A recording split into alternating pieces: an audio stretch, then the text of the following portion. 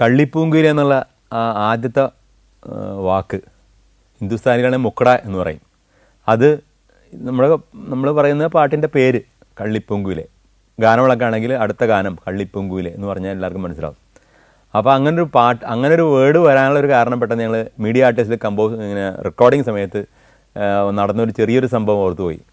അതായത് കന്നിത്തേനുണ്ണും കള്ളിപ്പൂങ്കുയില എന്നായിരുന്നു എഴുതി വെച്ചത്. ഞങ്ങൾ ഓർക്കസ്ട്രയൊക്കെ ചെയ്തു, ഹെവി ഓർക്കസ്ട്ര ആയിരുന്നു. എന്നിട്ട് പാട്ട് പാടാൻ വേണ്ടി മ്യൂസിക്കെല്ലാം കഴിഞ്ഞിട്ട് പാട്ട് പാടാൻ വേണ്ടി എം ജി ശ്രീകുമാർ കയറിയപ്പോഴാണ് ചേട്ടന് തോന്നിയത് ഈ കന്നിത്തേനുണ്ണും എന്ന് പറഞ്ഞ് തുടങ്ങിയിട്ടുണ്ടെങ്കിൽ ഞങ്ങൾക്ക് അന്ന് ഇടയ്ക്കിടയ്ക്ക് പ്രോഗ്രാമൊക്കെ കിട്ടും, സ്വന്തം ട്രൂപ്പൊക്കെ ഉണ്ട്. അപ്പോൾ അടുത്ത ഗാനം കന്നിത്തേനുണ്ണും എന്ന് പറഞ്ഞാൽ തന്നെ ആൾക്കാർക്ക് വലിയ ഇമ്പ്രഷൻ ഉണ്ടാവില്ല.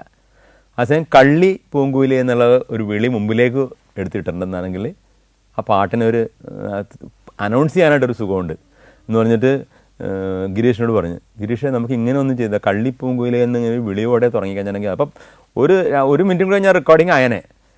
അപ്പോൾ റെക്കോർഡിങ് തൽക്കാലത്തേക്ക് നിർത്തി വെച്ചേക്കാണ്, ഓർക്കസ്ട്രക്കാരൊക്കെ ഇങ്ങനെ സ്റ്റക്കായിട്ടിരിക്കുകയാണ്. അത് നല്ല കാര്യം. ഗിരീഷിനെ സംബന്ധിച്ചോളം അൾട്രാ ഫാസ്റ്റ് ആണല്ലോ, വെറുതെ ലിറിക് റൈറ്റർ മാത്രമല്ല, ഇത്രയും ഫാസ്റ്റായിട്ട് എഴുതുന്ന ഒരു മനുഷ്യനുണ്ടാവില്ല. അപ്പം തന്നെ അയാൾ കണക്ട് ചെയ്ത് കള്ളിപ്പൂങ്കുയില കന്നിത്തേൻമൊഴി എന്ന് ഞങ്ങൾ എഴുതി കാണിച്ചു തന്നു.